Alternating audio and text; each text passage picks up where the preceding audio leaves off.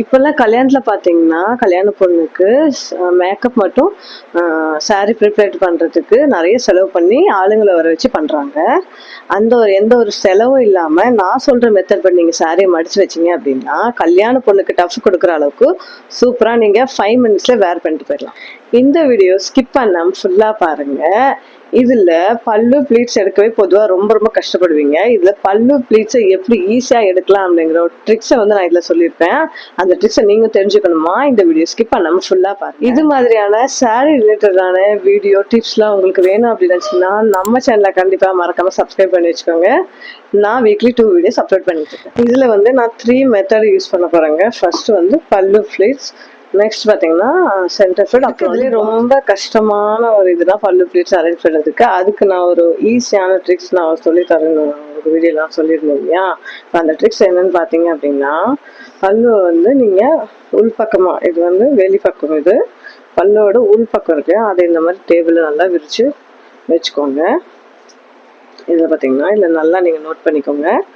இதை வச்சு தான் நீங்கள் வந்து பல்லு ஃப்ளீட்ஸ் எடுக்கணும். பல்லு ஃப்ளீட்ஸ் நீட்டாக வந்தாலே பாதி வேலை முடிஞ்சிடும். இப்போ இந்த பல்லு ஃப்ளீட்ஸ்க்கு வந்து பார்த்தீங்கன்னா உங்களுக்கு எந்த லென்த்துக்கு வேணுமோ அந்த லென்த், ஃபஸ்ட்டு பல்லு வந்து உங்களுக்கு எது வரைக்கும் நீங்கள் போடுவீங்களோ அது வரைக்கும் ஒரு மடிச்சுக்கோங்க.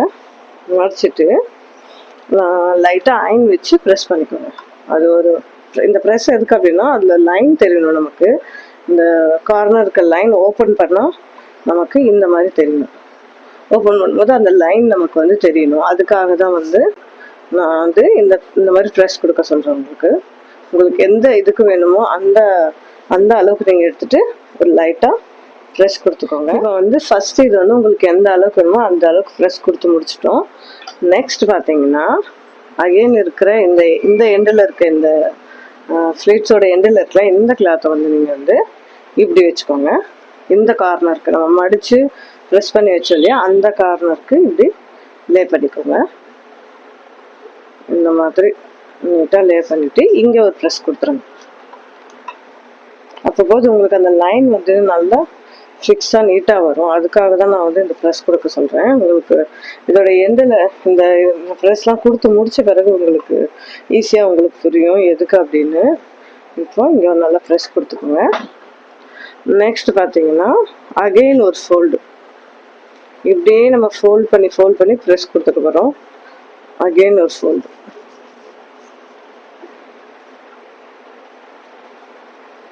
அகெயின் ஒரு ஃபோல்டு, இந்த மாதிரி பண்ணிக்கலாம்.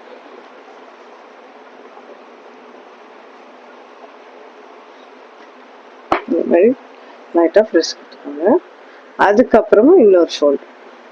அப்போ போது உங்களுக்கு வந்து ஃப்ளீட்ஸ் நிறைய வரும். உங்களுக்கு சில பேர் நிறைய ஃப்ளீட்ஸ் வைக்க விரும்புவாங்க இல்லையா, அவங்கெல்லாம் வந்து இந்த மாதிரி ட்ரை பண்ணலாம். சில பேர் வந்து 4, 5 அந்த மாதிரி வைப்பாங்க. சில பேர் 8, 10 கூட வைப்பாங்க. அந்த மாதிரி உங்களுக்கு எந்த இதுக்கு வேணுமோ அது அலைக்கும் நீங்கள் வந்து உங்களுக்கு எத்தனை ஃப்ளீட்ஸ் வேணுமோ அத்தனை ஃப்ளீட்ஸ்க்கு ஏற்ற மாதிரி நீங்கள் இப்படி நீங்கள் ப்ரெஸ் பண்ணிக்கோங்க. இப்போ அகெயின் ஒரு இதுவும் அடிக்க போகிறோம் நம்ம. ஸோ லாஸ்ட்டு இதையுமே வந்து ப்ரெஸ் பண்ணிக்கலாம். இப்போ நம்ம இதை ப்ரெஸ் பண்ணி இப்படி வச்சாச்சு. இது இப்போ 1 by 1 ஓப்பன் பண்ண போகிறோம். ஓப்பன் பண்ணும்போது அதோட லைன்ஸ் அப்படியே உங்களுக்கு வந்து இதில் பதிஞ்சிருக்கும். நம்ம 1 by 1 பார்த்தீங்கன்னா உங்களுக்கு நல்லாவே தெரியும். இப்போ பாருங்கள், இந்த லைன்ஸ் வந்து நல்லாவே உங்களுக்கு வந்து நல்லா மார்க் ஆகிருக்கு பாருங்கள். இப்போது இதில் பார்த்தீங்கன்னா இப்படி 1 by 1 ஒவ்வொரு லைனாக விட்டு நீங்கள் வந்து மார்க் பண்ணதை வந்து நீங்கள் எடுத்துக்கணும். ஒவ்வொரு லைனாக விட்டு மார்க் பண்ண ஃப்ளீட்ஸை எடுத்துட்டீங்க அப்படின்னா உங்களுக்கு வந்து ஈஸியாக இந்த சென்டர் ப்ளீட் வந்து கிடச்சிடும். பார்த்தீங்கன்னா இந்த மாதிரி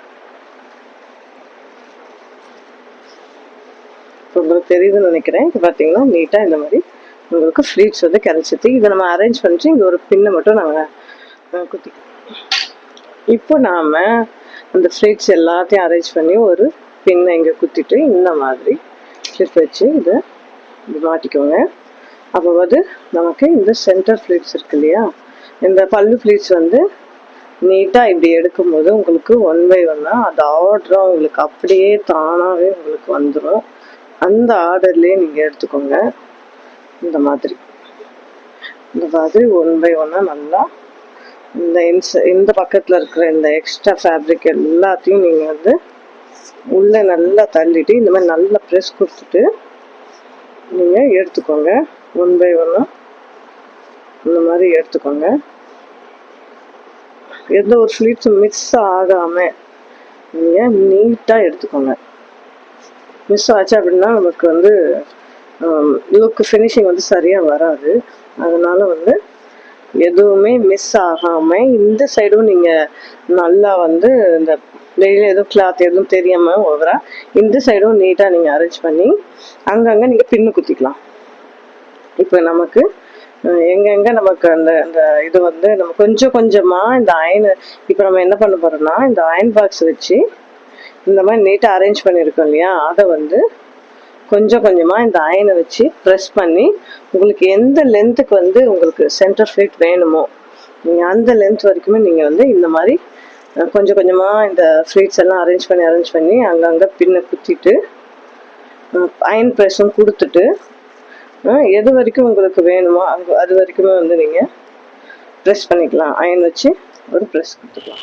இப்போ நான் நல்லா ப்ரெஸ் பண்ணி இங்கே பின்னை கொடுத்துட்டு நீட்டாக அரேஞ்ச் பண்ணிவிட்டு ஒன்ஸ் நீங்கள் செக் பண்ணிவிட்டு நீங்கள் ப்ரெஸ் கொடுங்க. ஒன்ஸ் நீங்கள் ப்ரெஸ் கொடுத்துட்டீங்க அப்படின்னா வந்து அது என்ன ஆகும்னா அப்படியே பதிஞ்சிடுமா உங்களுக்கு. ஃப்ளீட்ஸ் வந்து நீட்டாக இல்லைன்னா ஒன்றுமே பண்ண முடியாது. ஸ்டார்டிங்கில் நீங்கள் என்ன பண்ணுறீங்களோ அதுதான் எண்டு வரைக்கும் வரும். அதனால ஸ்டார்டிங்கில் மிஸ்டேக் இல்லாமல் 1 by 1 நீட்டாக அரேஞ்ச் பண்ணிவிட்டு இந்த மாதிரி லைட்டாக ப்ரெஸ் கொடுத்துக்கோங்க. உங்களுக்கு எந்த அளவுக்கு எந்த லென்த்துக்கு பல்லு ஃப்ளீட்ஸ்லாம் வேணுமோ அந்த அளவுக்கு நீங்கள் கொடுங்க. நல்லா ப்ரெஸ் பண்ணி நகர்த்தி நான் சொல்கிற மாதிரி நீங்கள் வந்து அரேஞ்ச் பண்ணி 1 by 1 அரேஞ்ச் பண்ணி இந்த மாதிரி நீட்டாக ப்ரெஸ் கொடுத்துக்கோங்க. வந்து ஃபஸ்ட்டு காமிச்ச மாதிரி இந்த மாதிரி பல்லு வந்து நீட்டாக அரேஞ்ச் பண்ணி ப்ரெஸ் பண்ணி அயன் ப்ரெஸ் பண்ணி இந்த மாதிரி நீட்டாக வச்சுருக்கேன். இப்போ இது உங்கள் ஷோல்டரில் போட்டுட்டு உங்களுக்கு வந்து எந்த லென்த்துக்கு வேணுமோ நீங்கள் ஆக்சுவலாக வந்து ரொம்ப சில பேர் ரொம்ப லென்த்தாக இருப்பாங்க, ஷார்ட்டாக இருப்பாங்க. எந்த லென்த்துக்கு வேணுமோ அந்த லென்த்தை மார்க் பண்ணிவிட்டு நீங்கள் அதில் ஒரு பின் குத்தி நீங்கள் அதை வந்து ஒரு பின் இன்செர்ட் பண்ணி மார்க் பண்ணி வச்சுக்கோங்க. இதே மாதிரி நீட்டாக சூப்பராக உங்களுக்கு ப்ரிப்பேர் பண்ணணுமா ஸ்க்ரீன் இருக்கிற நம்பருக்கு கான்டாக்ட் பண்ணுங்கள். நீங்கள் பட்டு சாரியில் எந்த டைப்ஸ் ஆஃப் பட்டு சாரியோ ரொம்ப விரும்பி வேர் பண்ணுவீங்க அப்படிங்கிறத மறக்காமல் கமெண்ட் பாக்ஸில் போய் கமெண்ட். இப்போ நம்ம பல்லு ஃப்ளீட்ஸ் எடுத்தோம் இல்லையா, அதை இங்கே வந்து இந்த மாதிரி கிளிப் வச்சு இதை இப்படியே நல்லா கிளிப் வச்சு அதில் இன்செர்ட் பண்ணிவிட்டு இப்போ வந்து இதை வந்து நீட்டாக நம்ம ஒன்று கூட கசங்காமல் அப்படியே நீட்டாக ஒன்று கூட கசங்காமல் இந்த சென்டர் இந்த பல்லு ப்ளீட்ஸ் இருக்குல்ல ஒவ்வொன்றா நம்ம வந்து இப்படியே அரேஞ்ச் பண்ண போகிறோம்.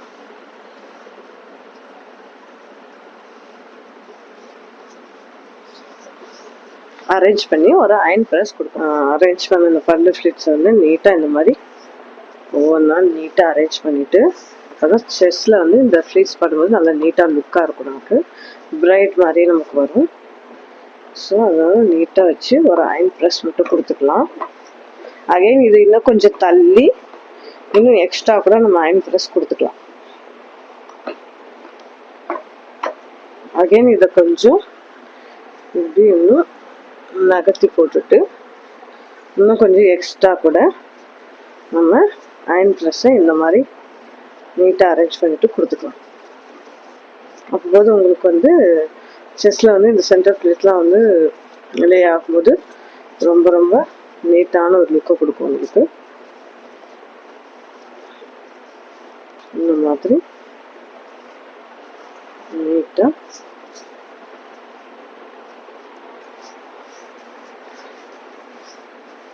நீட்டாக இது பண்ணிட்டு இன்னொரு ஃப்ரெஷ் மட்டும் லைட்டாக கொடுத்துக்கலாம்.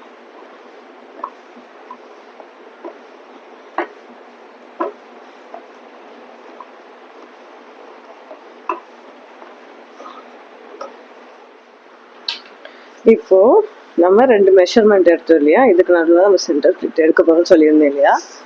இப்போ வந்து அது வந்து நம்ம குட்டி குட்டியாக உங்களுக்கு நல்ல ஃப்ளஃபியாக சென்டர் ஃபிட்ஸ் வேணும். நடக்கும்போது அதை அதை வந்து நல்லா த்ரோ பண்ணி நடந்தோம் அப்படின்னா ரொம்ப நல்லாயிருக்கும். அந்த மாதிரி உங்களுக்கு வந்து நல்ல ஃப்ளஃபியாக இந்த மாதிரி சென்டர் ஃப்ளிட்ஸ் வேணும் அப்படின்னா நல்லா குட்டி குட்டியாக எடுத்து இந்த மாதிரி நீட்டாக ஒன் பை ஒன்னாக வந்து நீங்கள் இந்த மாதிரி அரேஞ்ச் பண்ணிக்கோங்க. அரேஞ்ச் பண்ணிவிட்டு கொஞ்சம் கேப் விட்டு நீங்கள் ஒரு பின்னை மட்டும் இங்கே குத்திடுங்க.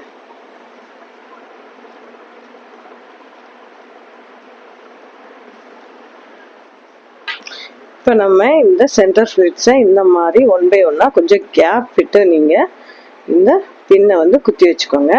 இப்போ இந்த சென்டர் ஃப்ளிட்டை வந்து நான் இங்கே வந்து இந்த மாதிரி கிளிப் போட்டு நான் பண்ணுற மாதிரி நீங்களும் பண்ணுங்கள். அப்போ தான் வந்து இந்த சென்டர் ஃப்ளிட்டை எடுக்கும்போது ரொம்ப நல்லாயிருக்கும். இந்த மாதிரி கிளிப் குத்திட்டு இந்த பக்கம் இன்செர்ட் பண்ணிக்கோங்க. பண்ணிவிட்டு நான் சொல்கிற மெத்தட் படி நீங்கள் வந்து நெக்ஸ்ட் ஸ்டெப் பண்ணுங்கள். அப்போ உங்களுக்கு சென்டர் ஃப்ளிட் ரொம்ப நீட்டாக, நான் முன்னாடியே சொன்ன மாதிரி இங்கே இந்த பின் சென்டர் ஃப்ளிட்டை இங்கே பின் பண்ணிட்டு இங்கே கிளிப்பை குத்திட்டு நெக்ஸ்ட் பார்த்தீங்கன்னா இந்த மாதிரி நான் சொல்கிற மாதிரி ஒன் பை ஒன்னாக இந்த மாதிரி எடுங்க. உங்களுக்கு வந்து நல்லா நீட்டாக சென்டர் ஃப்ளிட் கிடைக்கும். இந்த மாதிரி ஒன் பை ஒன்னாக கொஞ்சம் கொஞ்சமாக கேப் விட்டு சென்டர் ஃப்ளிட்ஸ்லாம் நீங்கள் வந்து அரேஞ்ச் பண்ணுங்கள். அப்போ போது பார்க்க உங்களுக்கு வந்து சென்டர் ஃப்ளிட் வந்து லுக்காக நல்லா சூப்பராக இருக்கும். பார்க்க வந்து அவ்வளோ நீட்டாக லுக்காக இருக்கும். பாருங்கள், இந்த மாதிரி நீட்டாக அரேஞ்ச் பண்ணிட்டு இங்கே ஒரு பின்னு நம்ம குத்திக்கலாம். இப்போ பார்த்தீங்கன்னா சென்டர் ஃப்ளிட் பார்த்தீங்கன்னா நீட்டாக மேலே இருக்க மாதிரி கீழேயும் நல்லா லேயராக அரேஞ்சாக வந்திருக்கு பாருங்க. இது வந்து நடக்கும்போது ரொம்ப நல்லா அழகாக இருக்கும், ஃப்ளஃபியாக இருக்கும். அதனால இந்த மாதிரி மெத்தடில் நீங்கள் ஈஸியாக சென்டர் ஃப்ளிட்டை இப்போ நம்மளோட சென்டர் ஃப்ளிட்டை வந்து நீட்டாக லுக்காக அரேஞ்ச் பண்ணியாச்சு பாருங்கள், இவ்வளோ நீட்டாக வந்திருக்குன்னு. இப்போ இந்த பாக்ஸ் ஃபோல்டிங் மெத்தட் எப்படி பண்ணுன்னு பார்த்துலாமா. இந்த பாக்ஸ் ஃபோல்டிங் பண்ணுறதுக்கு இது வந்து உள் பக்கமாக போடணும். இது வந்து கவுத்தி போடணும் அப்படியே. அப்போ தான் நம்மளால பாக்ஸ் ஃபோல்டிங் பண்ண முடியும். அது எப்படிங்கிறத இப்போ பார்த்துக்கலாம். அது வந்து என்னென்னா இங்கே பாருங்கள், இந்த மாதிரி போட்டுக்கணும். இந்த உள் பக்கமாக வரணும். ஃப்ளிட்ஸ் எல்லாமே சென்டர் ஃப்ளிட்ஸ் எல்லாமே உள் பக்கமாக வரணும்.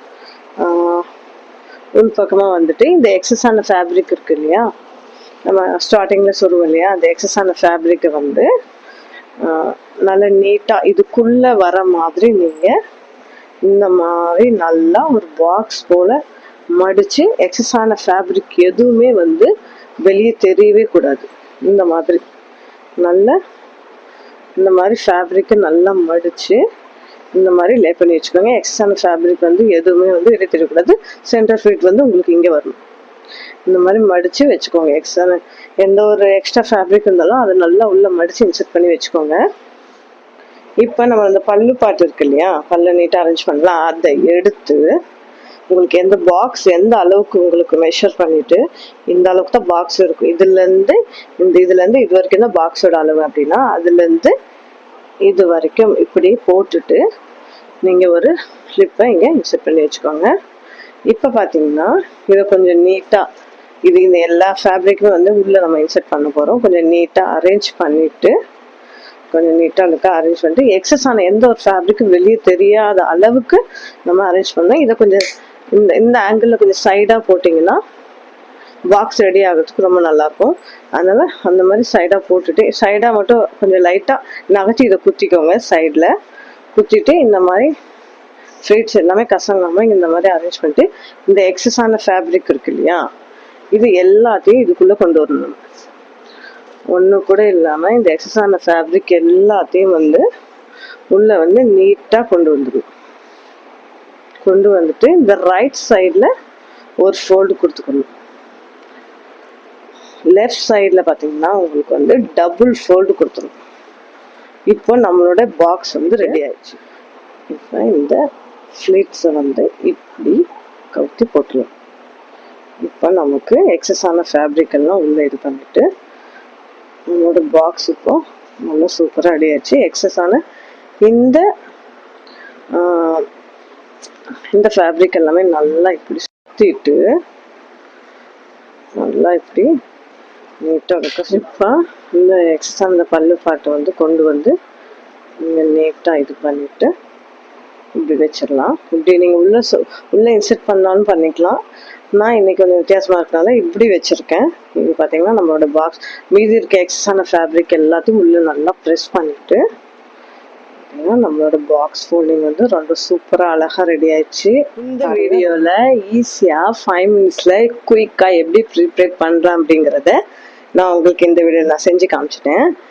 இதுக்கு முன்னாடி ஒரு ஈஸியான ட்ரிக்கை வச்சு 3 மினிட்ஸில் எப்படி சாரீ ப்ரிப்பேர் பண்ணலாம் அப்படிங்கிற வீடியோ வந்து இந்த வீடியோவோட ஃபர்ஸ்ட் கமெண்ட்டில் நான் பின் பண்ணியிருக்கேன். கண்டிப்பாக எல்லாரும் மறக்காமல் செக் பண்ணி பாருங்கள்.